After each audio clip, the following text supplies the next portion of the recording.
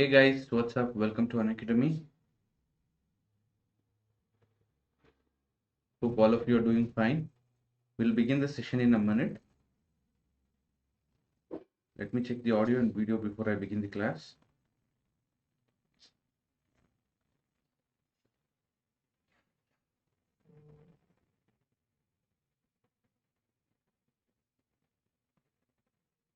Okay, I am live. Okay, hope so the audio is fine.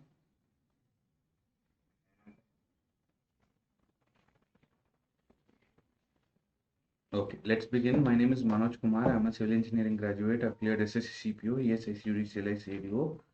Going forward, there is a free scholarship test this Sunday. Free scholarship test.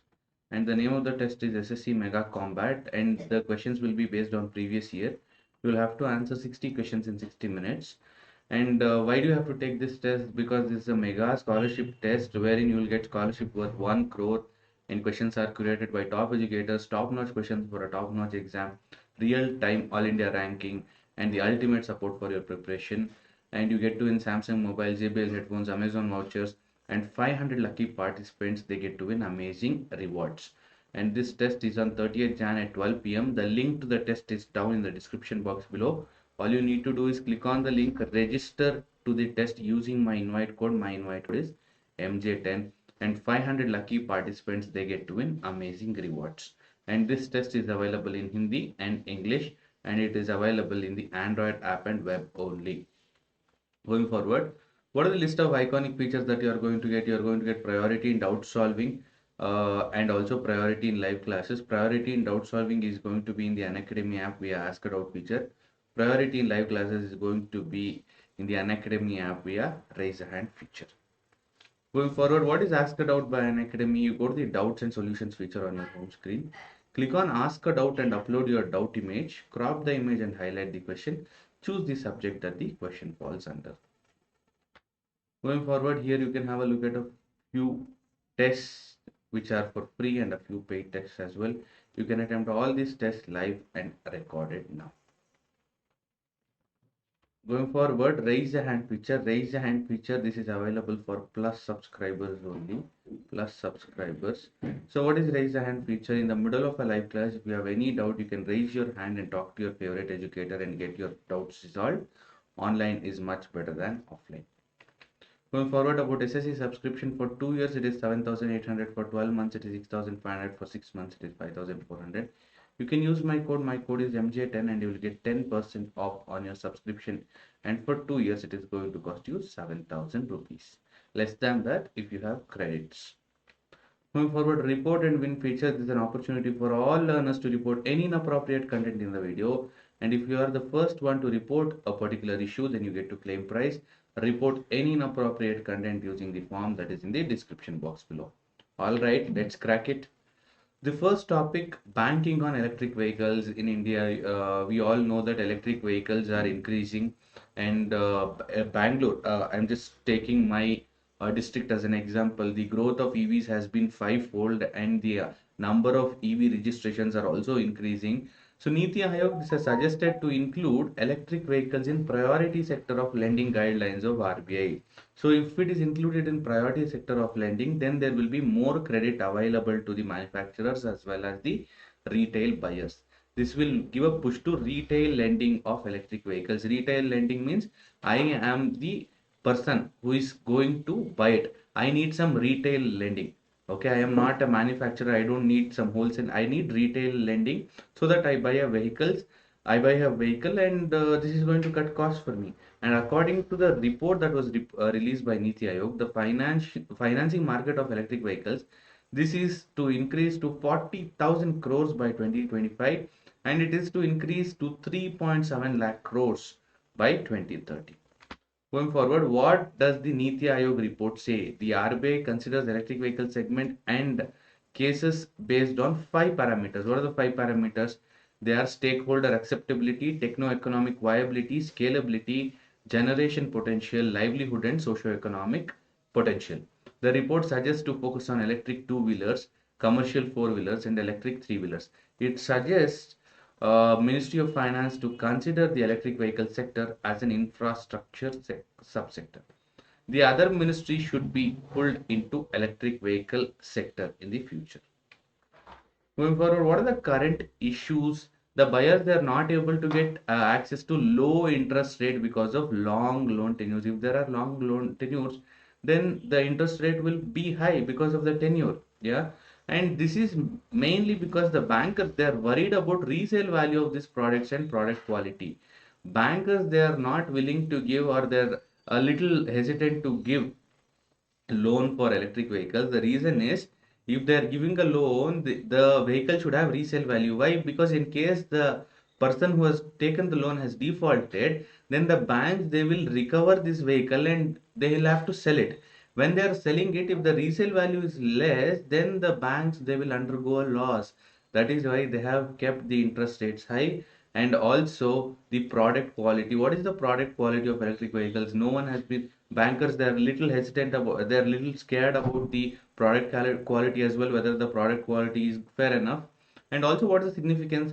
Adding the EVs to priority sector, this will fast track India's transition towards electric vehicles.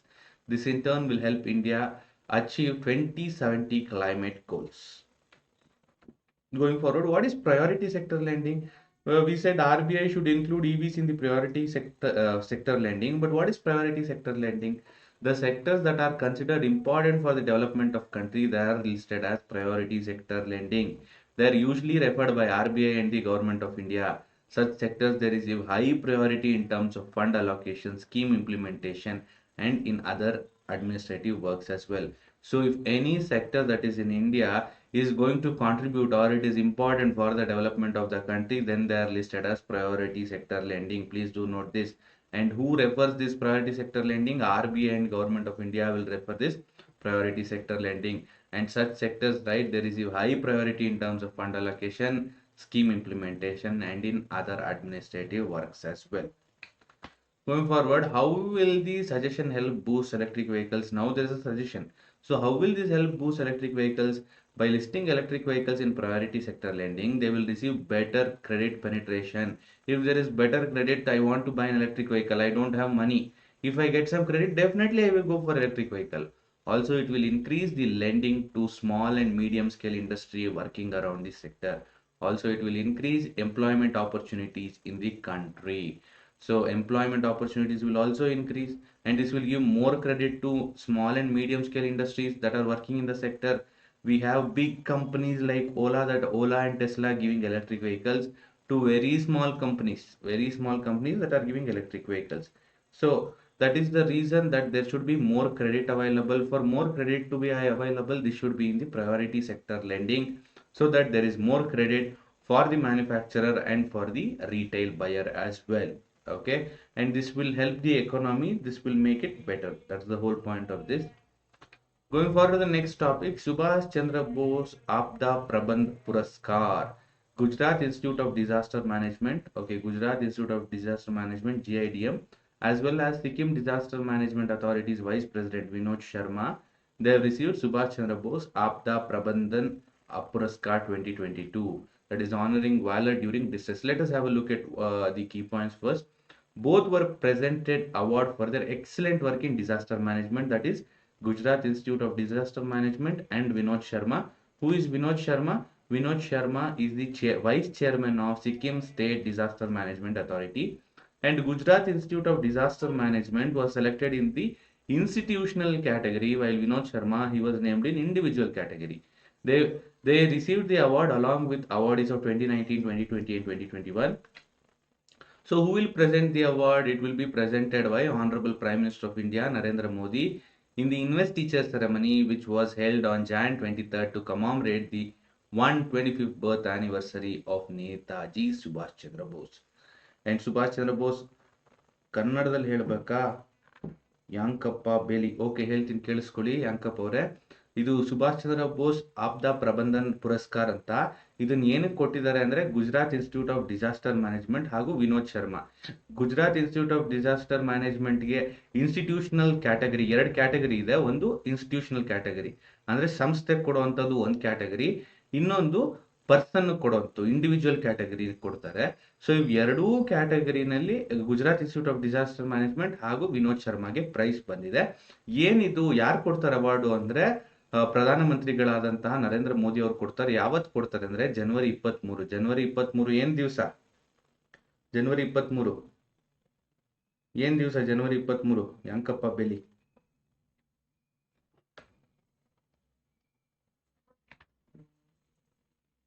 ಜನವರಿ 23 ಪರಾಕ್ರಮ್ ದಿವಸ್ ಅಲ್ವಾ? ಪರಾಕ್ರಮ್ ದಿವಸ್, ಪರಾಕ್ರಮ್ ದಿವಸ್, ಪರಾಕ್ರಮ ದಿವಸ ಅಲ್ವಾ? ಏನಕ್ಕೆ ಪರಾಕ್ರಮ್ ದಿವಸ ಅದನ್ನ ಮುಂದೆ ನಾನು ಹೋಗ್ತಾ ಹೇಳ್ತೀನಿ. ಇವಾಗ ಸುಭಾಷ್ ಚಂದ್ರ ಬೋಸ್ ಆಪ್ದಾ ಪ್ರಬಂಧ ಪುರಸ್ಕಾರ, ಇದು ವಾರ್ಷಿಕ ಅವಾರ್ಡ್, ಆನ್ಯುವಲ್ ಅವಾರ್ಡ್. ಇದು ಪ್ರತಿ ವರ್ಷ ಕೊಡುವಂತದ್ದು. ಇದನ್ನ ಯಾವ್ದು ಕೊಡುತ್ತೆ? ಕೇಂದ್ರ ಸರ್ಕಾರ ಕೊಡುವಂತಹ ಒಂದು ಅವಾರ್ಡ್ ಇದು. This award recognises the honour and invaluable contribution and selfless service rendered by organization and individuals in India in the field of disaster management. So ಇದನ್ನ ಡಿಸಾಸ್ಟರ್ ಮ್ಯಾನೇಜ್ಮೆಂಟ್ ಫೀಲ್ಡ್ ನಲ್ಲಿ ಕೊಡುವಂಥದ್ದು ಆಯ್ತಾ. ಯಾರಾದ್ರೂ ಒಂದು ಕಾಣಿಕೆ ಕೊಟ್ಟಿದ್ರಂದ್ರೆ ಆಯ್ತಾ, ಇನ್ವ್ಯಾಲ್ಯೂಬಲ್ ಕಾಂಟ್ರಿಬ್ಯೂಷನ್ ಅಂಡ್ ಸೆಲ್ಫ್ ಸರ್ವಿಸ್, ಯಾರಾದ್ರೂ ಅಥವಾ ಯಾವ್ದಾದ್ರು ಸಂಸ್ಥೆ ಅವರು ಇಂಡಿವಿಜುವಲ್ ಆಗಿ ಕೊಟ್ಟಿರ್ಬೋದು ಅಥವಾ ಆರ್ಗನೈಸೇಷನ್ ಆಗಿ ಕೊಟ್ಟಿರ್ಬೋದು ಡಿಸಾಸ್ಟರ್ ಮ್ಯಾನೇಜ್ಮೆಂಟ್ ಫೀಲ್ಡ್ ನಲ್ಲಿ, ಅವ್ರಿಗೆ ಸುಭಾಷ್ ಚಂದ್ರ ಬೋಸ್ ಆಪ್ದಾ ಪ್ರಬಂಧನ್ ಪುರಸ್ಕಾರ ಸಿಗತ್ತೆ. ಈ ಅವಾರ್ಡ್ ಜನವರಿ 23 ಪ್ರತಿ ವರ್ಷ ಜನವರಿ 23 ಕೊಡ್ತಾರೆ on the occasion of Subhash Chandra Bose birth anniversary. Subhash Chandra Bose ಅವರ ಹುಟ್ಟು ಹಬ್ಬವನ್ನು ಆಚರಿಸಲು ಪ್ರತಿ ವರ್ಷ ಜನವರಿ 23 ಕೊಡ್ತಾರೆ. In case of an institution, ಯಾವ್ದಾದ್ರು ಸಂಸ್ಥೆ ಆಗಿತ್ತು ಅಂದ್ರೆ ಅದಕ್ಕೆ 51 ಲಕ್ಷ ಅವಾರ್ಡು, ಅದ್ರ ಜೊತೆಗೆ ಸರ್ಟಿಫಿಕೇಟ್ ಕೊಡ್ತಾರೆ. ಆದ್ರೆ ಅದೇ ಯಾವ್ದಾದ್ರು ಇಂಡಿವಿಜುವಲ್ ಆಗಿದ್ದ ಅಂದ್ರೆ ಇಂಡಿವಿಜುವಲ್ ಆಗಿ 5 ಲಕ್ಷ ಹಾಗೂ ಒಂದು ಸರ್ಟಿಫಿಕೇಟ್ ಸಿಗತ್ತೆ. ಮುಂದೆ ಹೋಗ್ತಾ, nomination for the award. The award for the award in 2022 nominations July 1, 2021 ಆದ್ಮೇಲೆ ಸ್ಟಾರ್ಟ್ ಆಯ್ತು. 243 ವ್ಯಾಲಿಡ್ ನಾಮಿನೇಷನ್ಸ್ ಸಿಕ್ತು ಈ ವರ್ಷ from institution and individuals.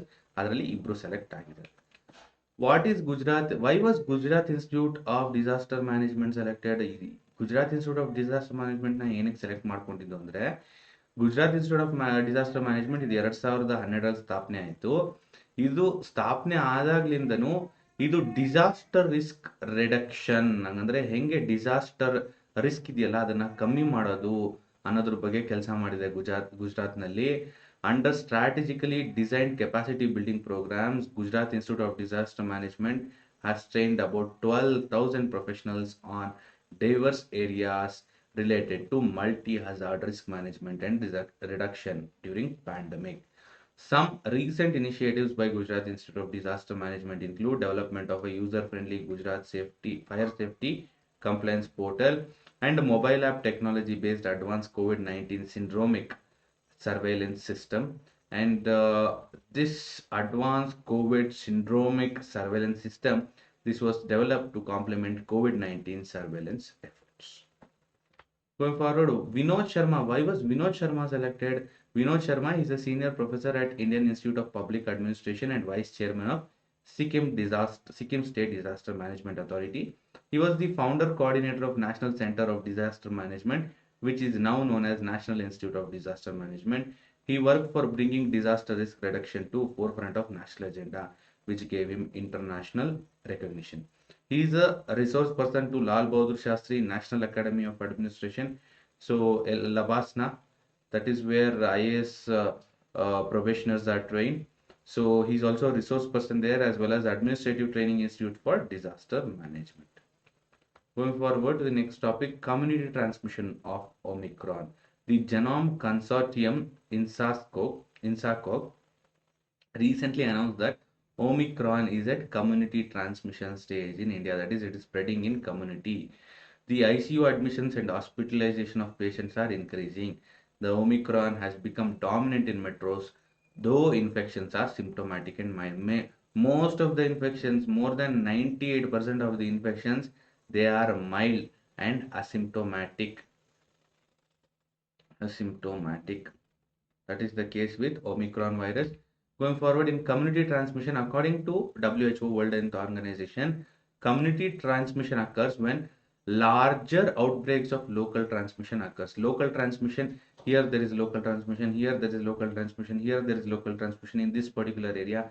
All of them together, they will be combined and it will be community transmission. So those who are inside the circle, all of them will get this virus. That is what is community transmission. Okay, the community transmission, it cannot be linked to increasing positive tests in the region. Transmission chains or large number of cases in the sentinel lab surveillance. Sentinel labs are those labs that are testing respiratory samples as a standard routine. Going forward, community transmission in simple terms, if I have to tell community transmission, usually the infection of a COVID-19 patient is traceable, correct? That is what initially there were three T's. One is testing, tracking, and treating. Three T's, correct? When COVID, the first wave and second wave come. First, they will have to test whether a person has got the virus. Then they will have to track his contacts. Who are the people who were in his contact. So probably for them also they would have got it. So that is the second stage. And the third stage is treating. If somebody is tested positive, he should be treated. Okay. So COVID-19, so it is definitely traceable who the person has spread it to. His or her infection is either linked to the travel history of a person. If you take out the travel history of this person who is tested positive, then definitely you can track his contacts and you can isolate them. When the source of the infection of a large number of people in a particular region is not traceable, it is called community transmission. When the entire community gets this disease, or when the entire community gets COVID, how can it be traced? Everybody has got COVID. How can it be traced? It is impossible. Community transmission in other parts of the world, it is confirmed that UK, USA, Indonesia, and Australia had faced community transmission. The bird flu influenza has spread through community transmission in the past.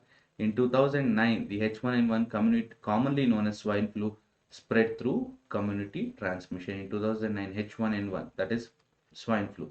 Please remember, H1N1 is swine flu. So tell me what is H5N1 in the comment box below. Going forward, history. So far the health ministry, this has not used the term community transmission. Health ministry, Indian health ministry, this has not used the word community transmission anywhere. During the second wave that was fueled by Delta variant, there had been local outbreaks. However, the outbreak pattern was different in different regions.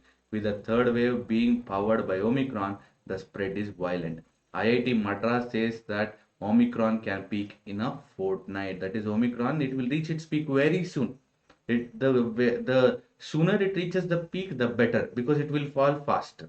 And this duration will be less. And that is why we are expecting it to peak. So IIT Madras study, this is told that Omicron variant, this will peak in a fortnight. That is fortnight is in 14 days it will peak. Delta took a lot of time. It took around 2 months to reach its peak. So that is something that is really scary. So 2 months, lots of deaths reported when the Delta variant was there.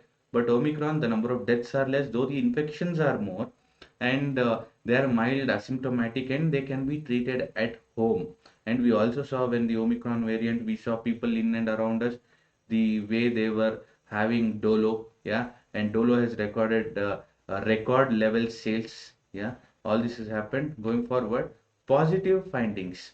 R naught value of the virus. So what are the positive findings? R naught value of the virus. What is R naught value of the virus? R naught value is falling. What is R naught value? It denotes the virus reproduction. How is the virus? How quickly is the virus reproducing? The R naught value is the reproduction value of the virus. Its number has reduced to 1.57. So if the R naught value is decreasing, it means the reproduction of the virus, this is decreasing. Okay, which is a good sign. That is a positive finding. So what is R naught value might also be a potential question. R naught value, it denotes the virus reproduction. Going forward to the next topic, Pradhanmantri Rashtriya Bal Puraskar. So ahead of the Republic Day, Prime Minister Narendra Modi virtually interacted with awardees of Pradhanmantri Rashtriya Bal Puraskar, that is Pradhanmantri Rashtriya Bal Puraskar, on Jan 24, 2022 amid the COVID-19 pandemic. What are the highlights? Prime Minister also awarded them certificates digitally using blockchain technology. The technology was used for the first time to give certificates to awardees. He called these children inspiration for the whole society and asked them to work by keeping in mind how their work can help the country. So that is a request made by Honorable Prime Minister. He has requested these kids who have been awarded Bal Puraskar award under the Pradhan Mantri Rashtriya Bal Puraskar to think about the future of the country, to help them uh, to help build the country, and that is what is the message given by Honorable Prime Minister to these awardees. Going forward, how many awardees received the certificate? 29 children, including 14 girls. So 14 girls and 15 boys, they have received the award under the Pradhanmantri Rashtriya Bal Puraskar. They were awarded in 6 fields. So which are the 6 fields, sir? Innovation, sports, scholastic achievement, social service, arts and culture, and bravery. What is the prize money? Each awardee under Pradhan Mantri Rashtriya Bal Puraskar, they were given a medal, a cash prize of 1 lakh besides a certificate. So they will get medal, cash prize, and the certificate. The cash prize will be transferred to the respective accounts of the winners of Pradhan Mantri Rashtriya Bal Puraskar 2022. Going forward, what is the selection criteria? The students for this award, they are selected on the basis of their achievements in 6 categories.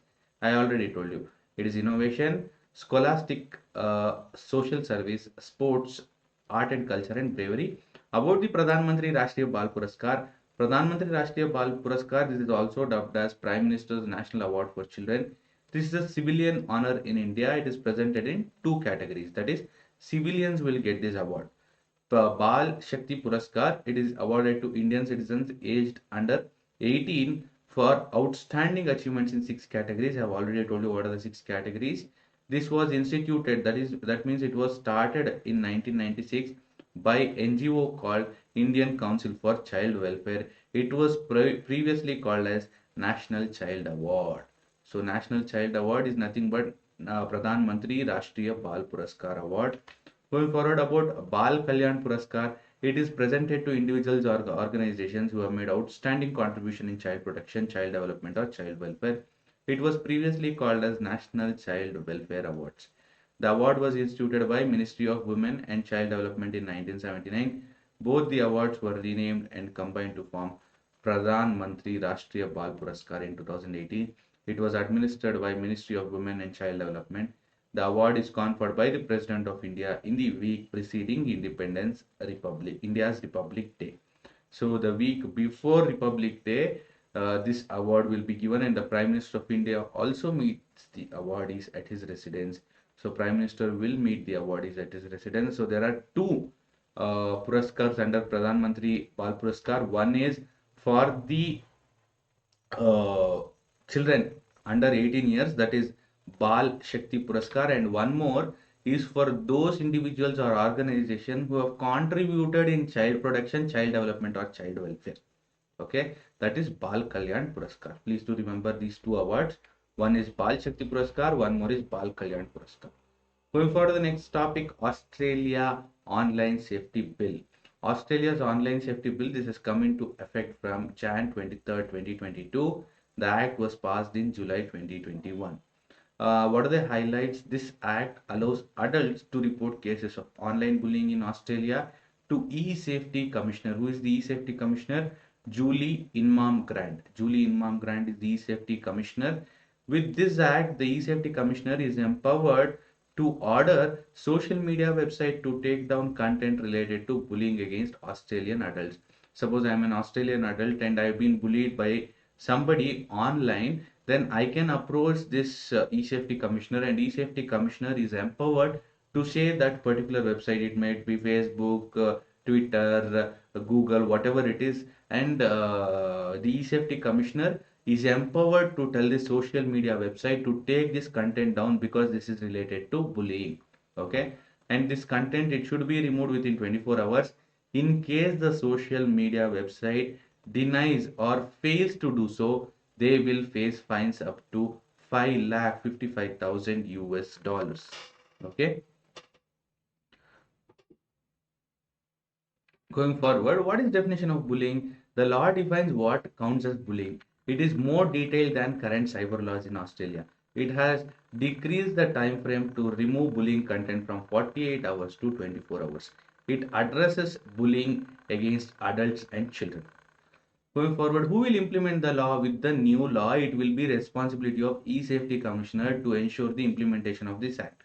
The act seeks to promote online safety of Australians. Act will make E-Safety Commissioner responsible for supervising complaints and objections related to sharing intimate images without consent, manage online content, as well as coordinate activities of Commonwealth Department, agencies and authorities related to online safety of Australians. Going forward, how will the commissioner take action following a complaint against provider of a social media service or a relevant electronic service or a designated internet service? They would be given a removal notice. Removal notice will also be sent to hosting service provider or to the person who had posted the cyberbullying or abuse material. I told you, right? Somebody has posted. This notice will also go to that person who has posted this. The person or the provider will be asked to refrain, that is to control, self control from posting cyberbullying material or apologize for posting it. Going forward, about the e-safety commissioner, Julie Inman Grant is the current e-safety commissioner of Australia.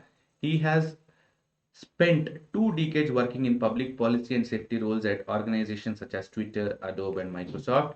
He also used to work with US Congress in Washington. Going forward, the next topic, which is an important topic from our exam point of view, that is Parakram Divas, that is Netaji's 125th birth anniversary. So more on this. On January 23rd, 2022, India celebrated 125th birth anniversary of Netaji Subhash Chandra Bose. His birth anniversary is marked as Parakram Divas or Courage Day. Parakram means courage, Courage Day. And this day was announced in 2021. About the Parakram Divas, the government of India decided to celebrate the birth anniversary of Netaji Subhash Chandra Bose as Parakram Divas. Thus, to honor and remember his indomitable spirit and a selfless service to nation, January 23rd is celebrated as Parakram Divas every year.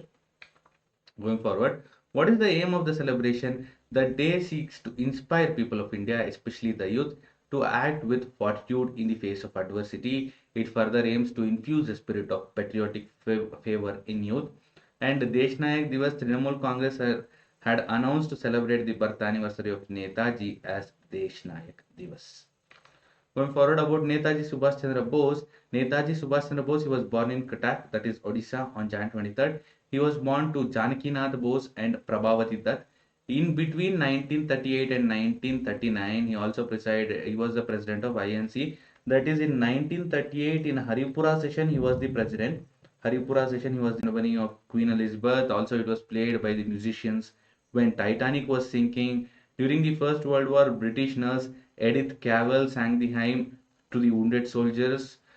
She was shot by German squad for helping the British soldiers to escape from Belgium. Apart from England, the hymn is sung during the official ceremonies of Australia and New Zealand.